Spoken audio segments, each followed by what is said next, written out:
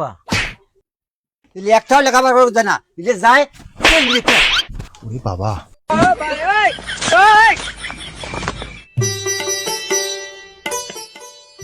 আল্লাহ দিছে আমাকে দুইটা ছাওয়া, লেখাপড়া তো দূরের কথা, ইলে একটাও বাড়িতে থাকে না। ইলে বড় হইলে ইলে ইসকে চলে ভাত খাওয়া লাগবে।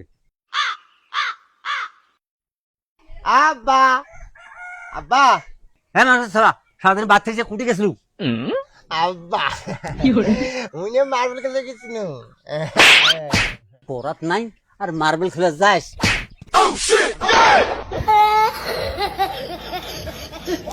2 মিনিটের ভেতরে বই ধরে না বসলে তোমার একদিন আর মোট 10 দিন।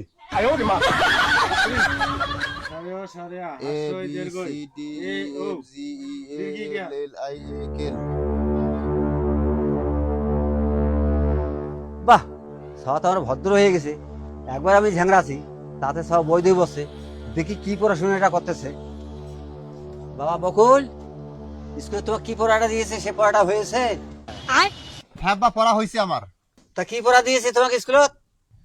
কবিতা দিছে আব্বা। সে কবিতা কি তোমার হয়েছে? এ, কবিতা খালি হয়েছে কনসল, কবিতা বারবার পড়া লাগবে দিয়ে কবিতার পাতা বই ছিঁড়ে ফেলে দিছি আমি। হ্যাঁ, এই সমুদ্রের বেলা করছে কি রে? কি কবিতার পাতা সিরিজ ফেলতেছে রে?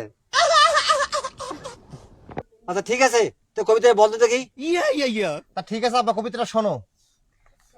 আয় রে আয় টিয়ে, নৌকা ভাড়া দিয়ে, নৌকা নিয়ে গেল পাঙ্গাস মাছে, তাই না দেখে বিলাই নাচে, ওরে বিলাই ফিরে চা, কুত্তের নাচন দেখে যা।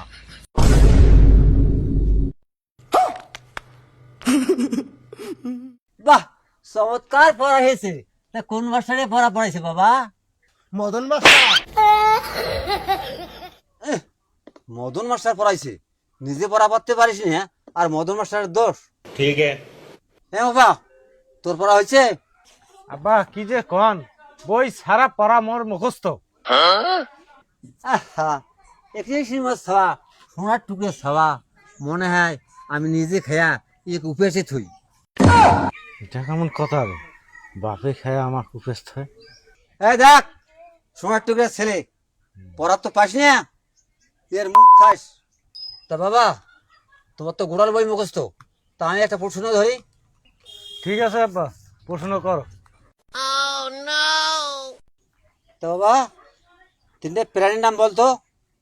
আব্বা যে আমার কি মনে করে, এই সহজ প্রশ্ন আমাকে ধরা লাগে? এই কি হলো বলো? 1 নম্বরে ভারতের হকার সাংবাদিক, 2 নম্বরে হিরো আলম, আর 3 নম্বরে তোমরা আব্বা। ইলে একটাও লেখাপড়া করতে না, ইলে যায় ওরে বাবা,